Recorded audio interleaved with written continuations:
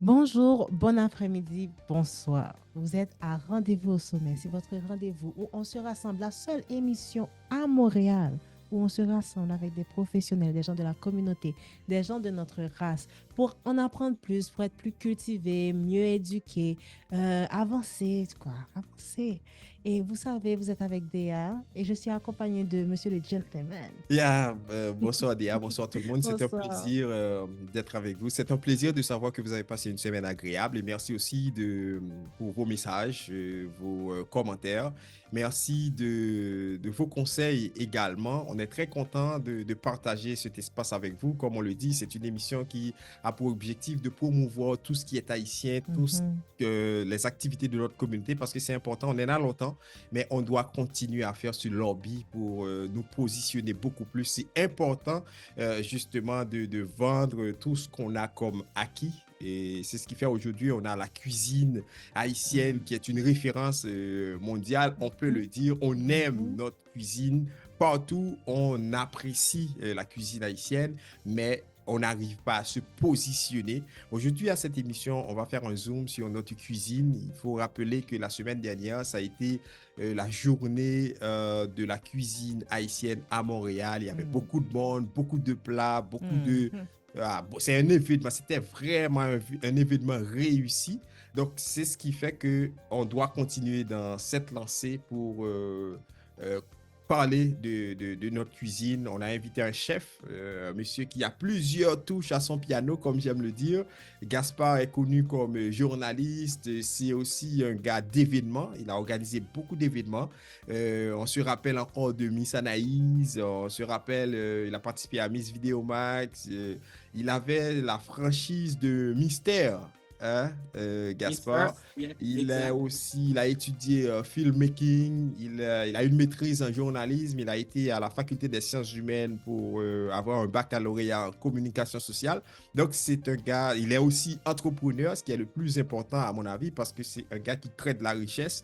Alors, Gaspard, bonsoir, bienvenue à notre émission. C'est un plaisir de t'avoir avec nous et merci franchement de répondre à notre invitation. Merci beaucoup, Jackson. Merci, Déa. Merci pour l'invitation.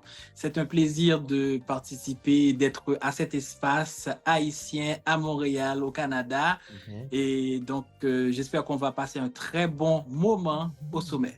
Excellent. Ah, j'aime ça. Alors, Gaspard, je me rappelle encore de ton émission 4 postales. C'était vraiment un pas à pas pédagogique où vous présentez l'histoire du pays. Moi, j'étais encore au secondaire, je me rappelle, mais franchement, j'adorais écouter cette émission, justement. Peut-être il faut prévoir une autre 4, je ne sais pas si c'est... Alors, Euh, j'adore quand on fait ce retour. uh-huh. La plupart des gens qui m'en parlent disent qu'ils étaient tout petits. Donc, ça veut dire que Ouais. je suis très vieux. Ah non, mais il faut voir aussi, tu as commencé tôt, hein. Tu dois dire ça, hein. Ah, bon, Peut-être que voilà, tu as voilà, commencé tu as tôt. trouvé le bon mot. Exactement. J'avais commencé tôt, j'étais Mhm. encore à la faculté des sciences humaines à Mhm. l'époque, et puis Clarence Renoir était responsable de programmation de Télémax à l'époque, donc il a fait appel à moi, et puis c'est lui qui a fait la conception, Mhm. en fait, qui a eu l'idée de carte postale, et puis moi, j'ai conçu les émissions, et puis de 2003 jusqu'à 2006, j'ai conçu, écrit, réalisé et présenté Mhm. environ 32 capsules sur l'histoire d'Haïti. Mhm. Voilà. C'était très enrichissant, je vous le dis, parce que jusqu'à présent, j'ai en mémoire cette émission que je ratais pas au final. Alors, Gaspard, euh, comme je le dis, ta biographie, c'est presque un ouvrage, hein. Moi, j'ai fait Et tu as eu la partie réduite. Oui, C'est pour justement. rien. Justement. Mais dis-nous donc, est-ce qu'il y a quelque chose qu'on n'a pas dit de Gaspard Dorinier? Parce que finalement, Gaspard, on t'a pas connu en Haïti comme chef. Alors, alors, moi, ma conception, premièrement, de la vie, c'est de faire des choses qu'on aime. Mhm, Pour moi, réussir sa vie, c'est de ne pas travailler. mhm, Et, mhm, et on ne travaille pas quand on fait des choses dans lesquelles on prend du plaisir. Et moi, j'aime beaucoup de choses, donc je fais beaucoup de choses aussi. OK. Donc, moi, mais j'ai toujours été happé par la communication, donc j'ai étudié la communication, mais j'ai toujours été appelé aussi par la cuisine. Et j'accompagnais ma mère quand elle cuisinait le dimanche. OK. Et puis, j'ai eu cet héritage d'elle. Mais moi, j'ai la bonne manie de vouloir passer par l'académique pour exercer les trucs que j'exerce, que je Ça, fais. c'est un bon réflexe, justement. Oui, oui. Alors, j'ai toujours rêvé d'étudier la cuisine, mais toujours pour le plaisir. Donc, en 2016, j'ai été à l'école hôtelière d'Haïti et pour le faire de la bonne façon. Mais c'était juste pour faire plaisir à ma famille, pour cuisiner chez moi. Mais comme il y a eu à cette époque les réseaux sociaux, donc je publiais de temps en temps les recettes que je réalisais, même avant d'avoir été à l'école hôtelière. Et puis, mais j'avais aussi Photomatique Haïti, qui est une école de photographie et qui est une maison de production audiovisuelle aussi. Donc, je réalisais depuis 2013, chaque année, c'est moi qui faisais la production audiovisuelle pour une agence de communication qui travaillait pour... c'est la confédération de la Fédération des planteurs de riz aux États-Unis qui représentait tous les marques de riz américaines en Haïti. Ah, c'était un bon contrat, ça. C'était un juteux contrat. Wow. Si tu le dis, je le crois, Gaspard. et puis en 2016, il voulait plus faire de spot ou de billboard seulement. Il voulait faire un truc plus pratique. Il voulait faire des recettes de riz. Alors, étant donné que j'avais le contrat pour la production avec l'agence, et donc il voulait un chef qui puisse être présentateur aussi. Il se trouve que j'étais le chef et puis j'étais aussi présentateur. Ça tombait à pic. Et j'étais aussi producteur, réalisateur. Donc, j'ai eu pour mon compte 5 contrats en un. Wow. Donc, voilà, c'était pour cette période la meilleure, le meilleur contrat pour Photomatique pour 2016 ou 2017, je ne me rappelle plus exactement. Et puis, voilà. Et puis, on a réalisé 5 recettes de riz. Et que pour aider la promotion, j'ai aussi publié sur ma chaîne YouTube. Et puis là, c'est là qu'est venu l'appel. Hein. Les gens n'arrêtaient pas d'en redemander. Et puis, ils voulaient que je poste plus de recettes, etc. Parce que de toute façon, c'était bien fait. C'était fait pour une campagne. Donc, c'était bien réalisé. Donc, à l'époque, il n'y avait pas tellement, ou bien il n'y avait pas ce genre de production audiovisuelle sur la cuisine haïtienne, présentée en créole et puis bien réalisée comme ça. Donc, c'était un peu nouveau pour le public. Et puis, donc, ils ont demandé. Et puis, voilà, en 2018, j'ai décidé de continuer à faire des recettes. Et puis, ma chaîne a été monétisée en 2019. C'est ça, oui. On a oublié de dire, effectivement, vous êtes un YouTuber. Vous avez une chaîne, vous animez une chaîne YouTube, justement. Oui, présentement, j'ai 224 000 abonnés sur la chaîne YouTube. Wow. Et alors, en 2019, ça a été monétisé, puis j'ai continué à produire. Et puis, j'ai laissé le pays, Haïti, en décembre 2019. Et puis, c'était pour attendre la résidence au Canada. Je devrais passer 6 mois ailleurs, autre qu'Haïti. Et puis, bon, là, est arrivé le coronavirus. Et puis, donc, qui a retardé le processus de mon immigration au Canada. Donc, j'ai passé presque 3 ans au lieu de 6 mois. Mais pendant ces 3 ans, j'ai vécu, et ma famille et moi, nous avons vécu que des rentrées que générait la chaîne YouTube.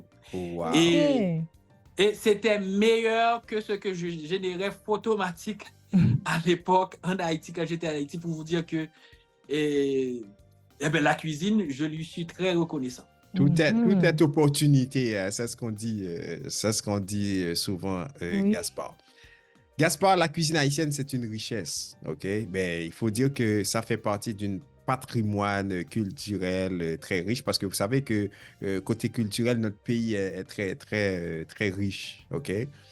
Sa Mhm. cuisine aussi, je dirais, c'est une valeur sûre pour vendre le pays partout. C'est une valeur sûre pour, si vous voulez faire la promotion de notre pays, de notre culture, de ce qu'on est en réalité. La particularité de la Ah, cuisine haïtienne, Mhm, c'est parce qu'elle est une mixture de différentes cuisines. La mhm. cuisine des Taïnos, africaine. des Taïno, OK. Taïnos, la cuisine africaine, française, Oui. espagnole, et, et, Italienne, et oui. par la suite américaine, et Mhm, même depuis la fin, le début du 19e siècle ou du 20e siècle, avec la cuisine lévantine aussi, avec mhm, l'immigration arabe en Haïti. Donc, mhm, c'est une cuisine qui est enrichie par différentes cuisines et qui mhm. donne à la fin un résultat excellent, une cuisine très épicée. Pleine de Et puis, saveurs. oui, oui. Alors, justement, on De a la, texture. on a la mixture de toutes ces saveurs qui donne une Mhm. cuisine excellente et très savoureuse Oui. et qui est pleine de Coloré. saveurs et Oh, colorée et très épicée aussi. Donc, voilà. ça donne faim. Je viens de réaliser qu'il y a plusieurs recettes que j'ai prises sur ta page de YouTube. Oui. Je dis, Ah Sans ben, savoir que c'était toi, hein. c'était toi. Mais tu, tu Je vas dis, tu ah, payer, tu tu vas n'es payer pas la Gaspard. seule. le views, c'est ça qui paye, oui. Au niveau de la diaspora, effectivement, ma chaîne est Oui. extrêmement populaire Mhm. et je n'ai jamais été dans la diaspora haïtienne, soit en Europe, en Amérique, où je n'ai pas trouvé des Haïtiens qui me disent qu'ils regardent régulièrement Oui. et que la Ouais. chaîne leur permet de faire le lien avec des recettes Mhm. qu'ils n'ont pas, dont ils n'ont pas accès Mhm. et là où ils sont et qu'ils arrivent à reproduire Mhm. grâce à la chaîne. Donc, la chaîne Oui. est effectivement très populaire en Haïti et au niveau de la diaspora haïtienne partout. Mhm.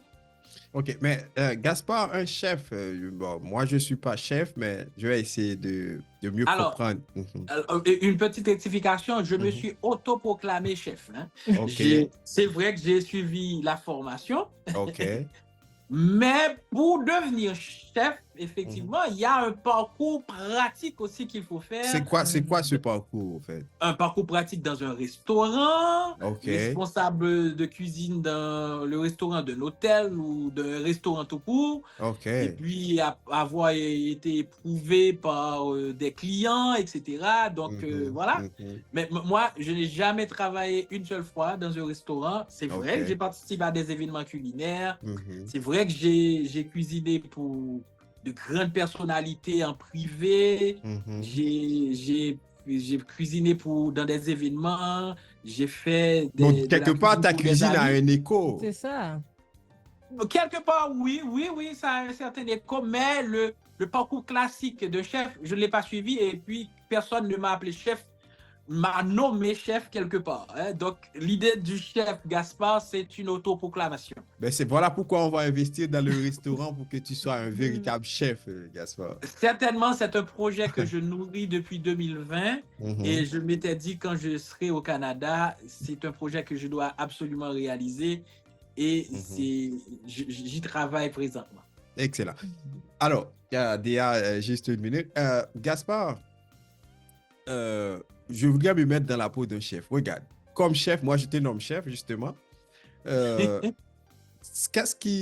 quand tu as tes ingrédients là sur une table, dis-moi donc, pour créer un plat, d'où vient l'imagination? C'est quoi qui t'inspire à donner telle texture, telle couleur, et au final avoir telle saveur à un plat? Alors, la première chose, si vous travaillez dans la nourriture, vous devez aimer la nourriture. Ouais. Vous devez aimer les ingrédients aussi. Donc, c'est pareil pour la peinture. Si vous êtes peintre, vous devez aimer les couleurs, aimer la peinture. Et puis, c'est quand vous êtes dans l'ambiance de la peinture, vous mélangez les couleurs et les formes arrivent.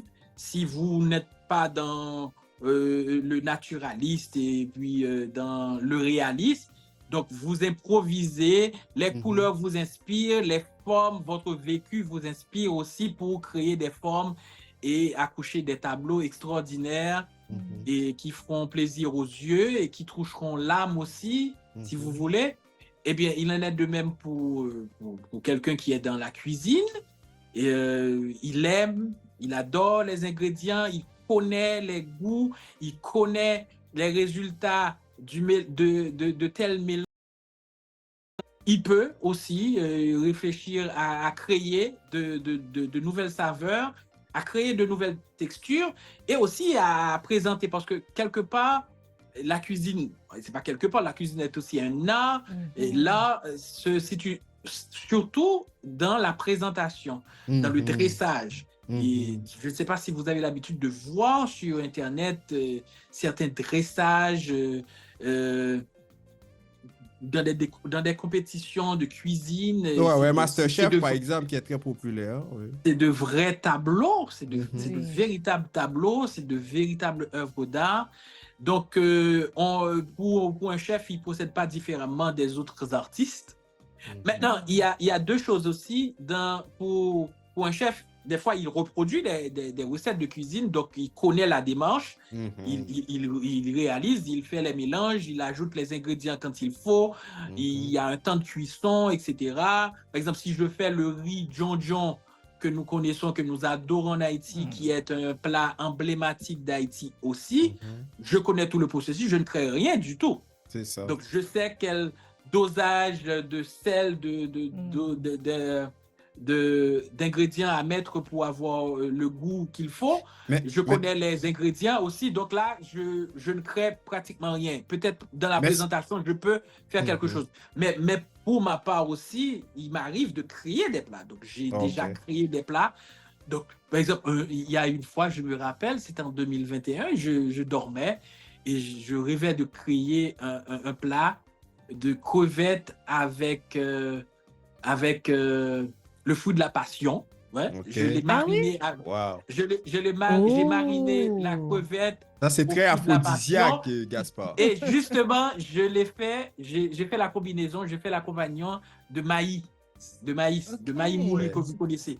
Donc, c'est pendant que j'étais couché, que j'ai pensé à ça. Et je me suis réveillé, je l'ai réalisé tout de suite. Après, je l'ai réalisé pour la chaîne aussi. Et c'était bon. Et croyez-moi, c'était exquis. Ouais. Wow. J'ai mariné les crevettes avec le jus du fruit de la passion et puis avec d'autres épices aussi. Maintenant, si vous voulez vous revoir cette recette, allez sur ma chaîne. C'est là. C'est par exemple une recette parmi tant d'autres que j'ai créées. Mais sinon, comme je vous dis, vous aimez les ingrédients, vous connaissez les ingrédients et puis des fois, vous improvisez aussi pour créer de nouvelles saveurs aussi, comme font tous les artistes.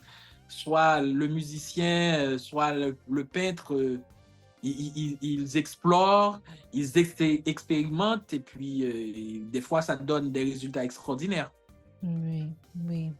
D'abord, je voulais dire que c'est grâce à toi que j'ai commencé à doser un peu mon Maggi. Je veux dire que maintenant, il faudrait l'éliminer complètement parce que si vous suivez ma chaîne, il faut complètement l'éliminer parce que, croyez-moi, ces ingrédients avec ces conservateurs chimiques et puis c'est très riche en sel, en sodium. C'est vraiment pas bon pour la santé. C'est vraiment pas bon, c'est vrai. Et j'arrive prochainement avec une solution par rapport à ça parce que le goût, on tient au goût. C'est ça. On tient au goût, mais il y a moyen d'avoir le bon goût sans utiliser ces intrants chimiques qui nuisent à notre santé. Chef Gaspard arrive. Excellent. Yes. Ça, c'est super. Gaspard. Chef Gaspard, c'est effectivement le nom de de l'entreprise que je suis en train de mettre sur place Mhm. Ok. et sur pied qui va présenter justement des épices, des assaisonnements, ok, naturels, sans additifs chimiques. Ah, ça, c'est bon. Excellent. Bon, de toute façon, j'espère que au lancement, Rendez-vous au sommet sera là pour faire un bon reportage sur ça parce que nous autres, c'est ça, on cherche ces événements là pour Oui. promouvoir tout ce qui est haïtien parce que regarde, Merci déjà. ouais, c'est à nous autres de faire le lobby, c'est à nous autres de continuer à nous positionner. C'est très important, Gaspard. Au fait, Gaspard, vous l'avez très bien dit, notre cuisine est très riche. Notre cuisine a beaucoup de saveurs, beaucoup de belles textures, donc c'est très coloré, ok? Mais notre cuisine n'arrive pas, si vous voulez, à être servie dans les restaurants 5 étoiles un peu partout. Qu'est-ce que, à votre avis, qui, Qui qui explique empêche qu'on soit à ce niveau-là, justement? C'est vrai qu'on a le goût, Mhm. c'est vrai qu'on a les bonnes recettes, Mhm. c'est vrai qu'on a les bonnes combinaisons, qu'on a les bonnes textures, mais on ne fait pas assez d'investissement dans la restauration, par exemple. Si je prends le cas du Mhm. Canada, Mhm. hein, il y a très peu de grands investissements qui est fait au niveau De la de la restauration. restauration ou de la Mhm. cuisine haïtienne. En général, les restaurants qu'on trouve, c'est des petites casse-croûtes Mhm. qui, en général, selon les études, les restaurants, en général, ferment après 3 ou 5 ans. Oui. Donc, Oui.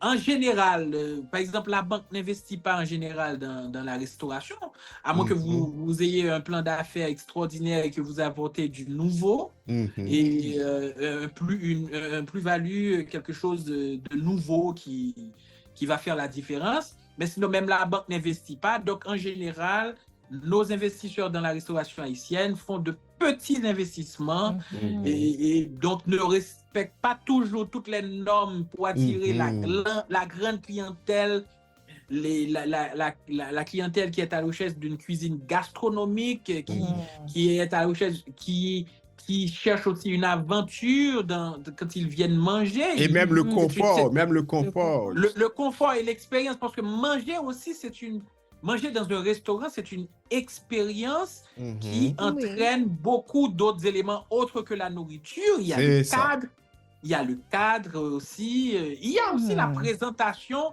Donc, maintenant, pour avoir tout ça, il faut tout d'abord avoir un chef. Mhm. C'est ça. Un chef, ça se paie très cher. C'est vrai.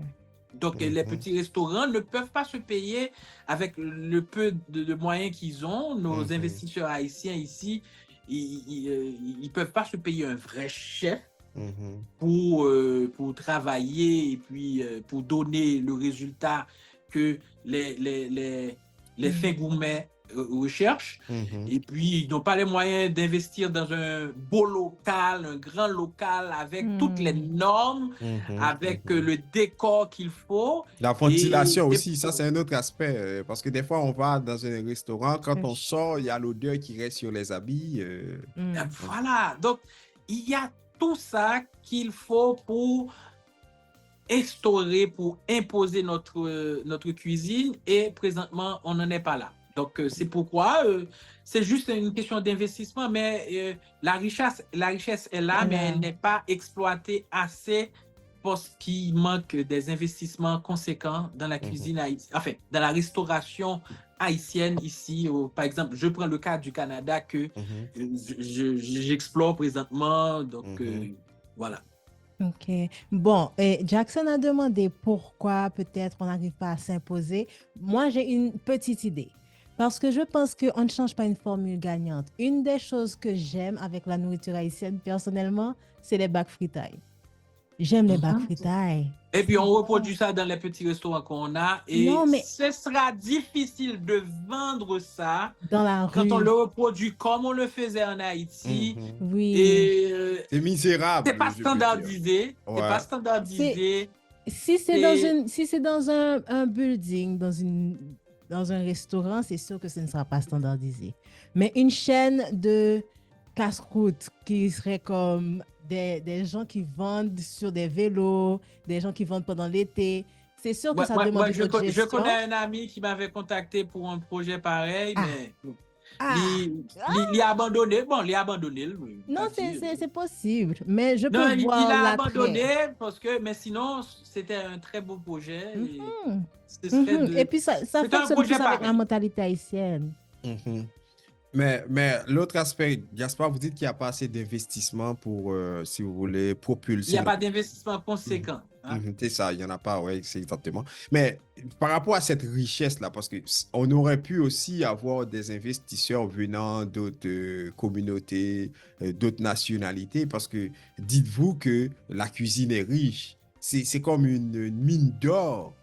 Mais est-ce qu'il n'y a pas des aspects cachés qui empêchent que cette cuisine soit reconnue ou soit un élément, si vous voulez, nous permettant de créer de la richesse réellement? Parce que je pense que c'est comme si j'ai beaucoup d'argent, ben, regarde dans le football, on va prendre cet exemple comme ça. Un Russe décide d'acheter un club en Angleterre et puis il gagne de l'argent avec. Vous voyez? Donc, idem, quelqu'un aurait pu être un Libanais, un Syrien, un Anglais. Et puis voilà, il investit dans un restaurant qui, si vous voulez, sert la cuisine haïtienne. Est-ce que vous ne pensez pas qu'on devrait faire beaucoup plus de lobby pour arriver à atteindre ces grands investisseurs? Bon, il faut tout d'abord qu'on ait l'objectif. Hein? Il OK. faut un groupe de personnes ou bien un investisseur quelconque qui Mhm. ait cet objectif de faire ce grand investissement et puis d'aller chercher d'autres partenaires pour, pour, pour mettre l'argent sur la table et puis hisser très haut le drapeau de la cuisine haïtienne. Donc, Mhm. tout d'abord, il faut commencer par avoir l'objectif. Ouais. Il faut avoir l'objectif et ensuite poser les actions et arriver à cela. Parce que de toute façon, comme vous l'avez dit, la cuisine est là, les recettes sont là et puis Mhm. c'est très apprécié. Même avec le peu qu'on fait, et si on écoute les témoignages de ceux-là qui goûtent, qui découvrent la cuisine haïtienne, ils apprécient beaucoup. Mhm. Mhm. Donc ce serait à nous ou bien à un groupe d'investisseurs de faire le saut. C'est ça. Donc, Excellent. Alors, je rappelle à tous que vous suivez Rendez-vous au sommet. On reçoit aujourd'hui à l'espace Gaspard Dorélien, chef, justement. Alors, chef autoproclamé, mais chef quand même, parce Mhm. que sa cuisine a un certain écho. Il anime une en fait, une chaîne YouTube où il présente ses recettes appréciées de tout le monde, en particulier Dia, qui n'arrête pas d'aller sur la Naturel, chaîne pour oui. Salade prendre russe et du riz. Ah, c'est ses super. recettes. Mhm. Donc, c'est ça l'émission d'aujourd'hui. Gaspard, il faut rappeler aussi, vous avez publié un ouvrage. Ça, Ah, c'est oui. assez élégant parce que, veux pas, avec cet ouvrage-là, vous êtes en train d'immortaliser tes recettes, justement. Oui, alors, j'ai certaines recettes dans le livre qui sont de moi, mais Mhm, c'est en général la cuisine haïtienne. C'est 60 recettes de cuisine haïtienne et d'ailleurs. mhm, Et donc, il y a plus de recettes haïtiennes que d'autres recettes qui ne sont pas haïtiennes. J'ai le mhm. publié en décembre 2023. OK. Donc, ça a été bien accueilli. C'est la réponse à une demande de mon public sur YouTube Mhm, qui voulait toujours un livre. Donc, j'ai livré la marchandise et je l'ai fait en deux versions, française et anglaise. Et ça marche mhm. très bien parce qu'il y a beaucoup de gens qui voulaient réaliser le riz John John. Maintenant, OK. ils ont le livre pour le faire et c'est en anglais. Et puis, OK. il y a des gens qui ne parlent pas créole, qui parlaient français, qui voulaient aussi avoir les recettes. Donc, il y a toutes les recettes traditionnelles haïtiennes comme Mhm. le tchaka, Mm. tom-tom, Ah, Tom lalo, Tom aussi? oui, riz national, Mhm. riz diriak John, Lalo, bouillon, Dewey Lalo. Uh-huh. bouillon, tête cabrite. Et Wow. donc, il y a toutes les recettes haïtiennes traditionnelles il y a la pain patate, il y a le pain patate, il y a le gâteau haïtien, il y a le crémasse. Donc, Wow. c'est un livre riche Complet. en recettes haïtiennes. Donc, c'est disponible sur Amazon. OK. Vous n'avez qu'à taper mon nom sur Amazon Gaspard et puis Dorélien. le livre sera présenté. Mais j'ai aussi publié après décembre, en mai, le 1er mai, j'ai publié dans un autre registre. OK. Comme je porte plusieurs Chapeau, oui. à différents moments et je les porte bien. Et j'ai publié un livre le 1er mai dernier sur la résilience, sur le développement personnel. Ça s'appelle Ben oui, c'est intéressant ça. 365 affirmations, maximes et citations pour expliquer et commenter pour renforcer sa résilience. Donc, j'ai parlé dans ce livre de résilience, j'ai commenté 365 affirmations, maximes et citations et qui peuvent vous aider vraiment à renforcer votre résilience. Ça, c'est intéressant. Vous l'avez déjà signé à Ottawa? Non. Mais c'est disponible sur Amazon. Ouais. Mais est-ce que ça vous tente pas de signer cet ouvrage à Montréal? Les deux, pourquoi pas? Oui. Alors, j'ai justement des demandes pour l'été aussi. Et oui. Mais on va garder le secret, Gaspard. Bon, pas de souci. On va garder le secret, évidemment. Ben, ça nous fait plaisir d'entendre ça parce que c'est important, surtout des affirmations sur l'épanouissement personnel, parce que souvent, notre blocage est mental. Donc, quand on arrive à débloquer tout ça, ben, on est prêt à conquérir le monde. Le plus souvent, tous nos blocages se trouvent dans notre tête. C'est ça. Et en général, les problèmes, en fait, sont aussi nulle part ailleurs que dans notre tête. C'est ça, exactement. Ben, Gaspard, je pense qu'on a fait le tour de la chose, plus ou moins. Si on a une fête, si on fait une fête, Gaspard, parce que les plats, je les regarde avec appétit, mais je veux les goûter. Et puis, oui, si vous faites une fête, vous m'invitez, je viendrai avec plaisir. Ah, yeah, merci. Non, mais je fais ça tout le temps au Canada. Hein? Oui. Il y a des couples, il y a des familles qui bookent le chef et puis je viens cuisiner pour eux tranquillement dans toute la discrétion.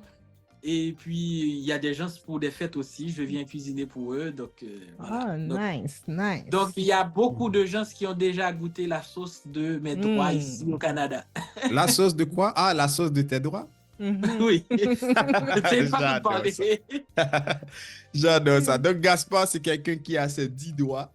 Et on a compris cela. Donc, Gaspard, regarde, on voudrait vraiment vous remercier d'avoir participé avec nous à cette émission. Je pense que l'avenir de la cuisine haïtienne passe bien sûr par le travail que vous faites. C'est vrai, il faut continuer comme ça pour pouvoir attirer d'autres investisseurs, des gens qui sont d'autres horizons pour venir investir avec nous. Parce que je ne sais pas, est-ce que la cuisine, les Haïtiens, ils pensent que c'est pas assez viable, c'est pas assez rentable. Parce qu'à Montréal, par exemple, la restauration, c'est une richesse. Au Canada particulièrement, la restauration, c'est une vraie richesse. Moi, je ne vois pas pourquoi on ne veut pas investir là-dedans. Mais en tout cas, on va voir ça. Ça va arriver certainement. Ça va arriver très certainement. Alors, encore une fois, Gaspard, merci d'avoir été avec nous. Un dernier mot, ça doit être quoi? Sinon, restons au sommet, visons très haut pour rester toujours au sommet. C'est la meilleure place. Super. Merci beaucoup, Gaspard. Donc, en tout cas, on va rester en contact parce que je pense que... je viendrai cuisiner pour pour Déa. Non, mais elle adore manger. Ah oui. Elle adore manger. Moins que moi. Ah, moins que toi? C'est pas visible de toute façon. En tout cas, merci encore, Gaspard. Ça a été un plaisir. Tiens bon, et puis on garde le contact parce que c'est certain que tu dois faire un tour à Montréal parce qu'on sait qu'aussi tu es un gars d'événements. Les prochains événements, je pense que le 13 juillet, il y a un événement Tom Tom à Ottawa. Et James Pierre, il est à l'initiative de cette activité. Possiblement, on sera là-bas. Possiblement, on va se rencontrer là-bas à Ottawa dans cette activité TomTom. Parce que moi, je suis de Jérémie, j'adore TomTom. Donc, tu vois. Moins que moi. Ah, moins J'adore que aussi toi. le TomTom. En tout cas, eh ben, merci encore, Gaspard. À la prochaine. Mhm. À la prochaine. Au revoir. Yes. OK, bye bye. Bye. Yeah.